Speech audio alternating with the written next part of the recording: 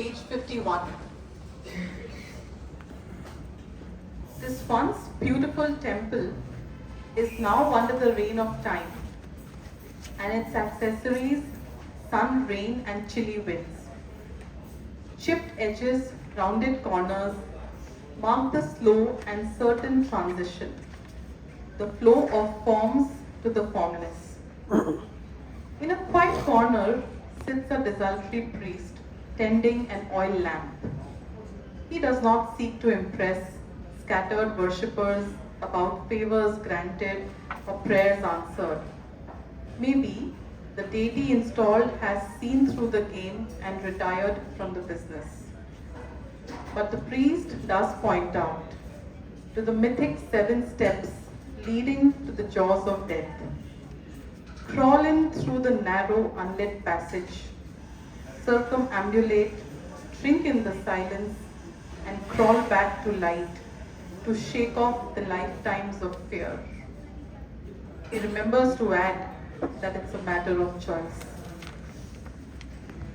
So ma'am, what are these choices that we have to make, which has been alluded to in this poem, and what would be the choices that you would make? So that's a tough question. What impressed me, this was actually a temple we visited sometime 2 years ago, an old beautiful temple, but it was not like, although there was worship happening, there were the rituals done, it is an architectural wonder, but a marvel, so to say, but very few people actually go there to do worship, to worship or offer, make offerings. I spent some time there, and then I realized that here, most of the temples, especially in the south, you have a temple where you can go for, achieving particular needs. Some temple will make you wealthy if you visit there and pray there, and somewhere else you can go to get success in professional career. In this particular temple, there was a priest sitting there. He was not soliciting any of the people going in. He was barely interested in telling you what you had to do and what you would get if you did something. Normally it's a bargain, right? It's you do this and this, you get this. He was least interested in that kind of a conversation. And what he did tell us, and this is actually chilling, there was a little passage behind the main shrine. He said if you go up there, then all your fear, you lose your fear of death. If you go, and it was a narrow passage, you literally had to crawl. And he said if you go in and come out, it's equivalent to making the transition from life to death. And then as you come out, it's a rebirth. It's a rebirth where you're fearless. So if there were a choice, like there is something you could confront, and with that, you will get over all your fears and fears of the known, the unknown, and what is to come. I think that will definitely be a choice anyone would make. It's the ultimate liberation, so to say. So that is what he seemed to allude to. But when I saw his attitude, the way he told us, so there's nothing really special about this. There would be something, but he was not interested in telling us. But he said, if you are interested, you can go through that and come up if you want to. It's not, so I found that the freedom, the choice that he seemed to give us, very interesting. That's how this poem came. Thank you, Suruchi, for that lovely question. Otherwise, we wouldn't have found out this lovely story behind the poem. And thank you for bringing up fear, because like Sigmund Freud wrote that from fear and vulnerability comes power and strength. And strength and fear are nothing but two sides of the same coin. So thank you for that lovely story. I'd like to now invite Satyam Thakur to read a poem for us. Come Satyam, sit. Satyam is also a poet. Thank you so much, Vanna ma'am. Starlight is one of my favorite poems. I have read this and reread this, so I'm really thankful that I've got the opportunity to read this. Starlight, page 46. There are several ways of drawing stars. Intersect the rays, sharpen the vertices, shape them freely, 5, 6, 7 edged. Condense their vastness, scatter them in clusters, tail them and watch them streak the skies. The gases that course through space ignite and reach out from beyond, piercing sheets of darkness. Draw in their light, scratch a star on the dusty earth, leave the mind fallow. A point of light may fall from the sky. So, ma'am, as I've read this poem and read it, I really wonder and wander in the light of this starlight. So, I would like to ask you, what inspired you to write about these stars? So it is something very ordinary. It's an ordinary thing that we see during our daily ritual. It's a daily ritual you've seen in certain places. In the south, especially early morning, there are stars. There are columns drawn on the floor. So in villages, in very modest-looking houses, the very ordinary houses, you will find somebody making a beautiful drawing early in the morning. It is meant to invite, they say it will attract auspiciousness, it will attract good things, and they are very humble dwellings, but still it would be very beautiful the way it is done. So when I actually saw this kind of saw these drawings of stars. There are different ways they draw stars. Some of it is the star of David. In fact, you find it drawn outside South Indian homes, and we would claim it is ours. It's not the star of David. And then you find different versions of the same thing. That's where it took off. This drawing stars or drawing something on the ground, on mud, on just the muddy outside of the homes. So if it is with some powder made out of stone, white powder, it's not the rangoli, the ornate, elaborate ones, the very simple, austere ones. So that's how it started, and it's something people take great pride in. So, and it is meant to attract the auspicious fortune, it's meant to attract fortune, it's meant to attract luck. So every little action that we do, that you trace your footprints across the earth as you go, and finally all the stars are finally, they're made of, they're burning some chemical. I'm not sure, I don't want to make the wrong statement, but perhaps even diamond is at the ultimate analysis, it is carbon. So it was these things that I had in mind, and when it need not be something elaborate, it can be something very austere, something very simple, and at the end of it, it would attract something in its own, by its own whatever existence. That's why the line which I actually added in the last is leave the mind point of light may fall from the sky. Because when we don't crowd our minds, when we leave things very simple and basic and austere, it does happen that something clicks, something happens. So that was how this poem actually took shape.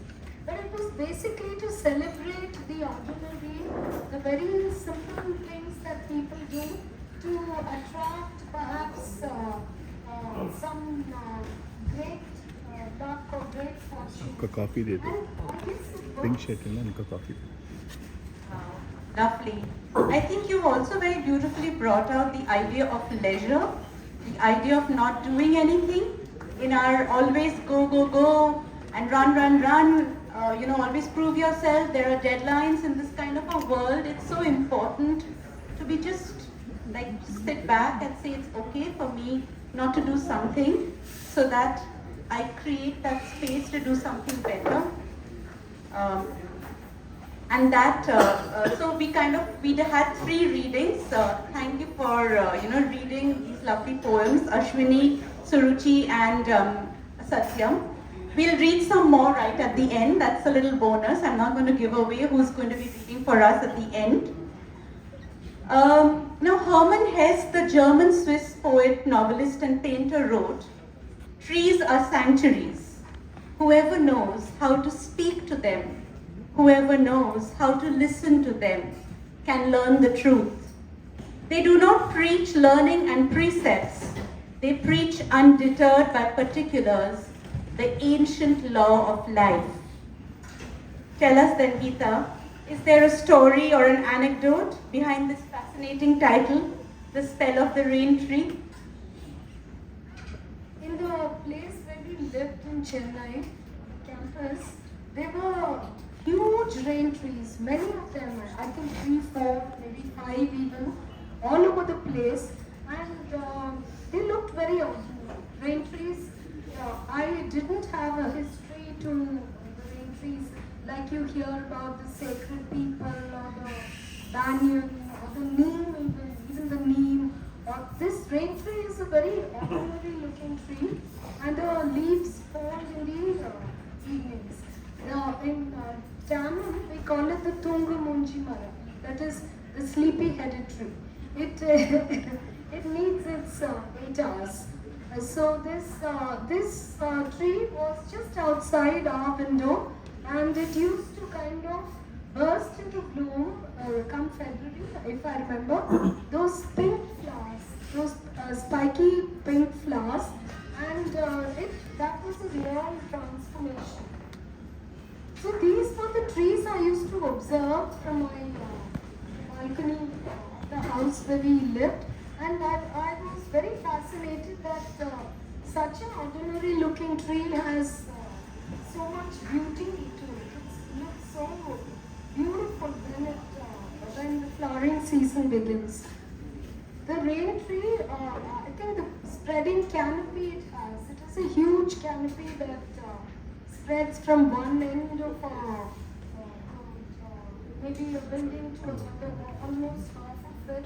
That's how we saw one end of the building to almost half the building and half the edge of the building.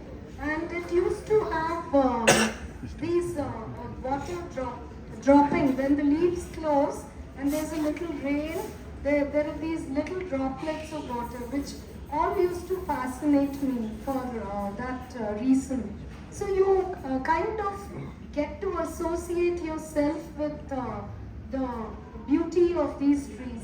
I think it was Khalil Gibran who once said that trees are poems the earth writes upon the sky. And I think he went on to say we fell them and pulp them and write about our loneliness on paper. If I hope I've got the quote right.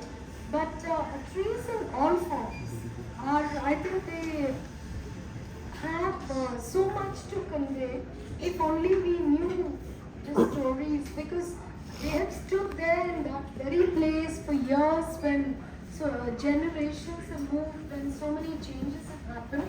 And that, I guess, is the most fascinating part about all trees. And for me especially, at one point I was so much in love with rain trees and I wouldn't know why. It was just that they were so beautiful. Thank you. Truly, I think this book is a celebration of love, of poetry, and love of rain trees.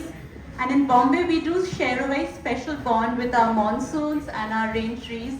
So, yeah, so we are slowly inching towards the end of this conversation. But we cannot wrap up this conversation without mentioning a very important man, Divyajyoti Sharma of Red River, and he couldn't join us today for the launch. But Geetha, do tell us about your experience with him, his unstinting stellar support that has gone behind this gorgeous creation. Yeah, so this Red River publishes poetry and only poetry.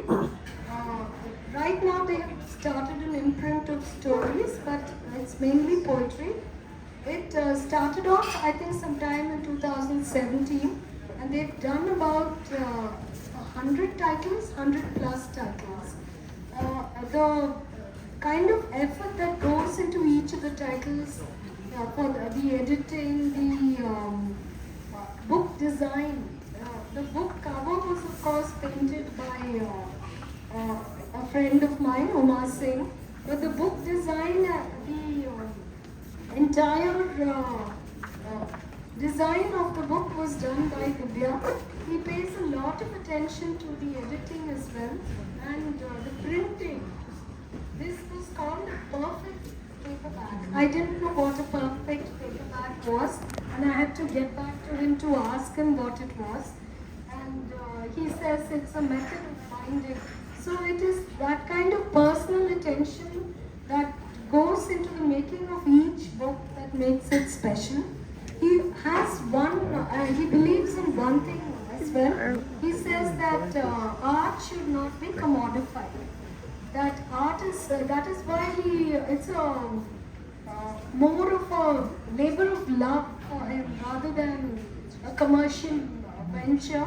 And that is what I think made it workable for me. I could connect to him, his dedication and his intense love for the poetic form, and the number of poets he has encouraged and published, especially the new and emerging voices, is remarkable. Yes, and thank you for speaking about the editing, because I think editing is a very important part of writing. Like there's a old saying, write drunk, edit sober. What it means is when you're writing, you can go ballistic, but the editor, or if you're editing your own work, you have to wear a completely different hat. And for those of you who will read this book, please do look at the quality of editing. I think it's a fantastically edited book, which is a lot of rigor and hard work. And what a pity that Divyajyoti is not with us right now. But and before we go to the two surprise readings of the evening and the question answer session, Geetha, won't you read another poem for us? Okay.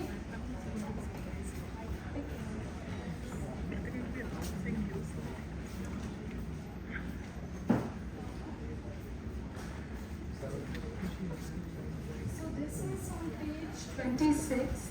It's a poem called Hibernation.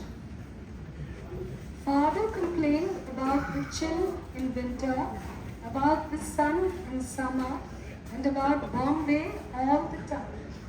Nothing could match the wonders of Mylapore.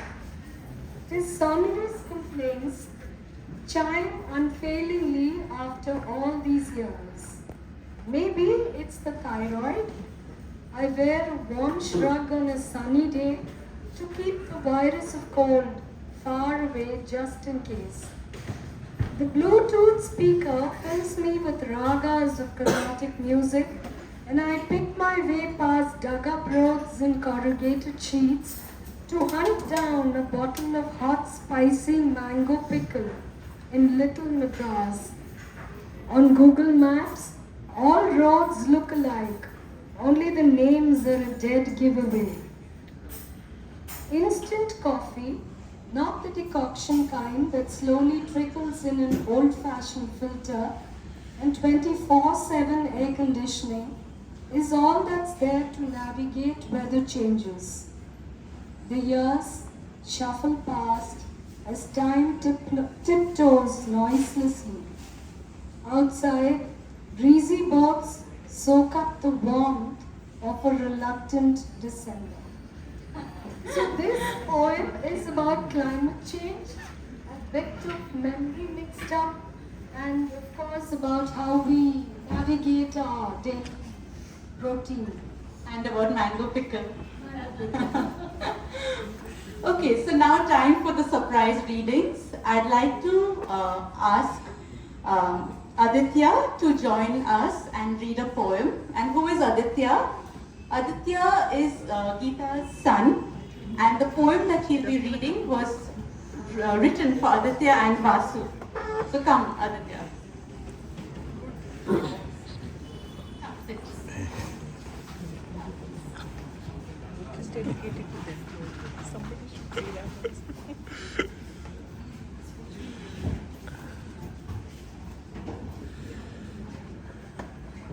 Okay. One summer we managed to finish a book together. The boys and I, the Jungle Book. I practiced an ethereal patience to hold them down to words and sketches and beat them away from the exploding world of pixelated screens. They lay on their stomachs, peered over my arm, interrupted often, asked randomly after crows, and held me to my promise to let them go in half an hour. For even school vacations were crammed. Pokemon, cricket matches, holiday homeworks, TV shows, wrestling games. But we carved that little time to fall in love with the jungle and its creatures. Meet unlikely friends, watch out for implacable foes. Now the memory of the summer adventure survives. In their loaded bookshelves, the bare necessities of life.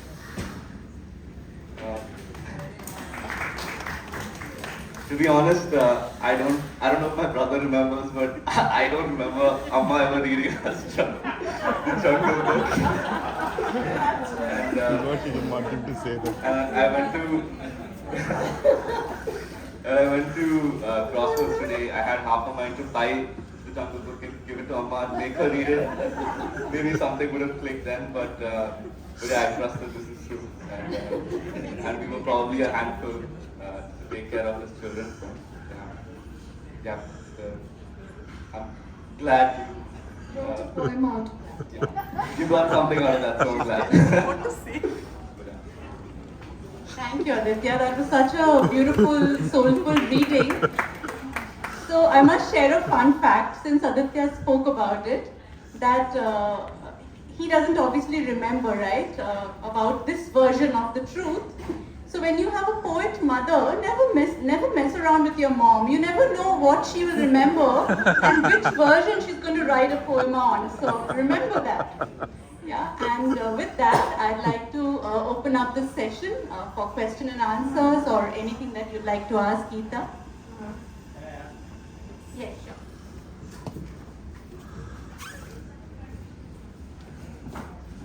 I am Sushil Poddar. Good evening, ma'am. And first of all, I congratulate you on the publication of this book. I feel congratulation is an understatement here for two reasons.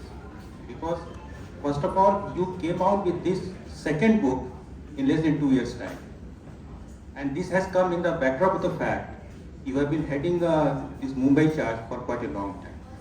So amid tight schedule, you are able to publish 2 books back to back. Having said so, while I was listening to your talk, one thought came to my mind, and that was, the thought is, I read somewhere, it's given by famous US writer Franklin Benjamin. He says, when you tell, I forget. When you tell and I forget. When you teach, I remember. But when you involve, I learn. So as a poet, you write poetry. The problem with the poet, as I understand, I have little knowledge about poetry, I must confess. But When you write poetry, one needs to be mindful of frugality of words, choosing words. Now, the third part of Benjamin Franklin's statement: when you write, when you involve, when you write, the poet has to keep in mind: am I able to involve the reader? Am I able to convey the message to the reader in the way I want? I read in school days one poem of Ramdhari Singh Dinkar, Kalam Ya Talwar. The way the poem was written,